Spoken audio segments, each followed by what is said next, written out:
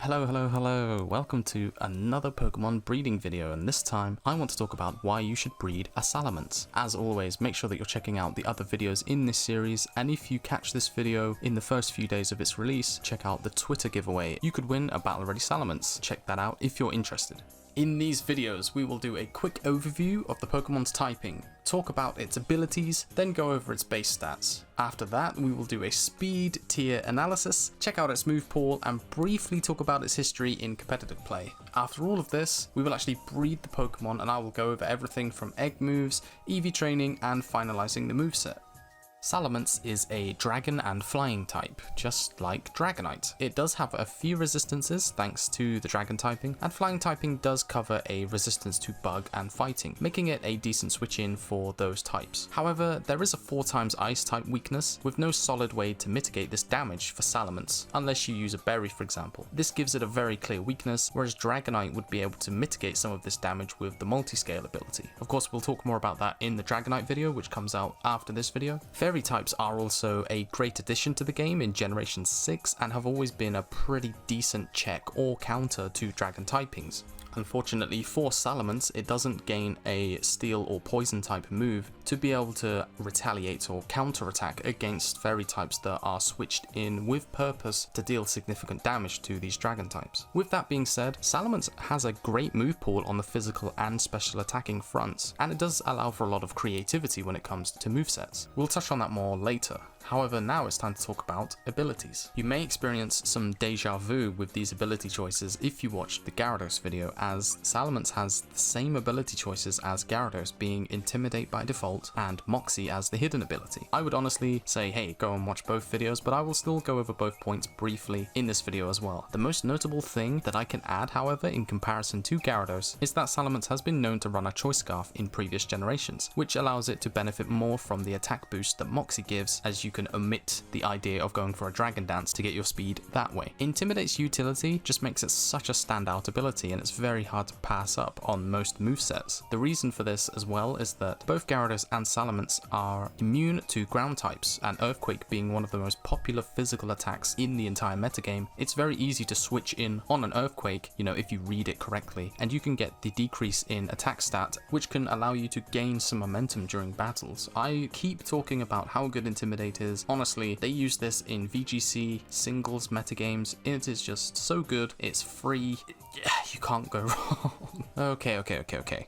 Let's talk about base stats. Salamence is one of the pseudo-legendary Pokemon of Generation 3. Pseudo-legendary, for anyone who doesn't know, means that the base stat total equals 600 and is much higher than every other fully evolved Pokemon and is not of a legendary status, hence the pseudo in pseudo-legendary. For starters, Salamence has a very high attack stat of 135 and a base stat of 100, which makes it a huge, scary offensive threat with either a +1 Dragon Dance boost in attack and speed or just a Choice Scarf. However, there is also a 110 special attack stat, which becomes an offensive factor and contributes to many players adopting a special moveset or even just having something like Fire Blast or Draco Meteor as your final move to check anything that has a lot of physical bulk but isn't prepared for you to have a special attack way in the back for these sort of situations. Of course, Salamence isn't the most bulky Pokemon. You can't just have super high stats in everything and still be a fair competitive Pokemon, right? It has 80 in both of its defenses with 95 for its base HP. So it gets a thumbs up, it's like a B. It's a solid B tier for its defenses. It's relatively bulky, but it just does so much damage. On some movesets, you could take leftovers, some HP EVs, maybe run substitute,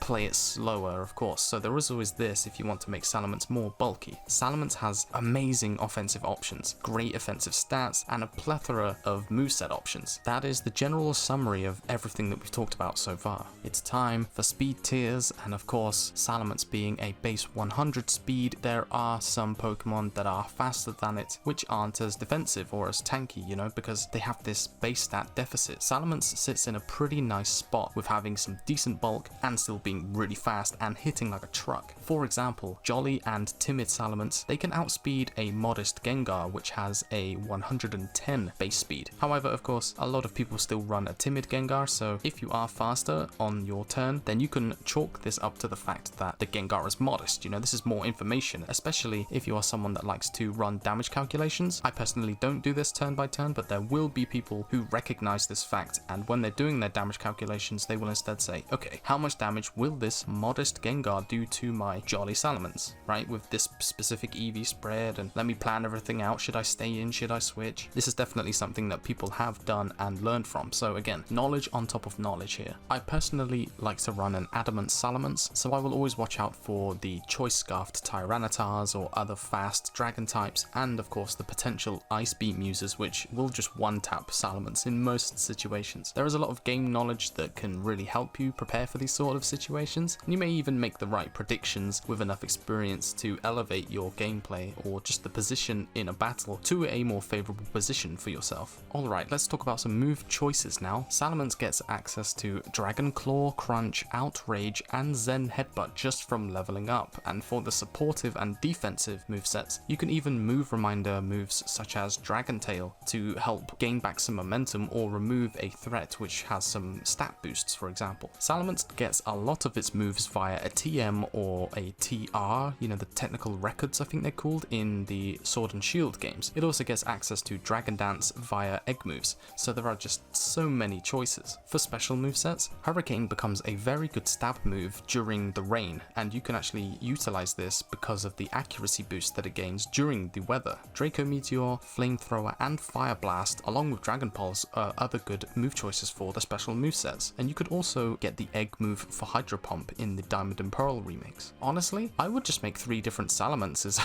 Make one that's physical, make one that's defensive, and then either do a mixed attacker or a more supportive Defog, Roost, Dragon Tail, 4th moveset. There's a lot of options, there's a lot of choices, and I think you can really have a lot of fun with such an iconic Pokemon. In terms of its history throughout the meta and its competitive playstyle, Salamence has been very high tier generally. It did have a Mega Evolution in generations 6 and 7, which made it absurdly strong. Thankfully, we don't really deal with it these days. However, in generation 8, a item was introduced called Heavy Duty Boots. This is an item which allows Pokemon, particularly flying type Pokemon, to take no damage from entry hazards such as Stealth Rocks, which also allows Salamence, you know, and other flying types to have a better time or a safer time defogging and removing entry hazards from the field. With that said, Salamence has been known to run a Choice Scarf, a Dragon Dance moveset, a special type moveset, a mixed moveset, and also this more defensive utility and supporting moveset in singles and doubles. I also really like the Rain moveset with Hurricane, as there's a lot of surprise factor in how much damage special type moves can do. It's time to breed our Salamence, and if you are following along at home, make sure that the very first steps that you do are to lock in your natures with an Everstone. Thankfully, if you did follow along in the previous video and you made yourself a Gyarados or High IV Magikarp, you can use the male Magikarp as an IV partner to try and speed up the IV breeding process as we're hatching our Bagon eggs. For this particular Salamence, of course, I want to learn Dragon Dance, and the only way to get this onto our Salamence is via egg moves. In the Diamond and Pearl remix, you can get this by catching Charmanders and Dratinis down in the Grand Underground. You could also just catch a Dratini, train it up to level 62, and then it will learn Dragon Dance that way, or of course, through evolution of training up a Dragonite, you can teach it Dragon Dance via level up, and it will still pass down the egg move. The way that you pass down an egg move in this case is that we have a male Dratini, Dragonair, or Dragonite that knows Dragon Dance, and then we have our female Bagon, Shelgon, or Salamence, and when we're hatching our eggs, we will have Bagon eggs, and the level 1 Bagons will know Dragon Dance. So it's a very easy step, but you still need to make sure that you get it done early on. At this point, you want to just double check that you're passing down the correct nature with the Everstone, and that you are also passing down the egg move. I want to make an Adamant Salamence in this case, so all that's left to do is to hatch enough eggs for the IVs that we would like, and of course, Dragon Dance being a move that boosts physical attacks and speed, I want to make a physical Salamence, so I will go for 5 IVs that are not special attack once again.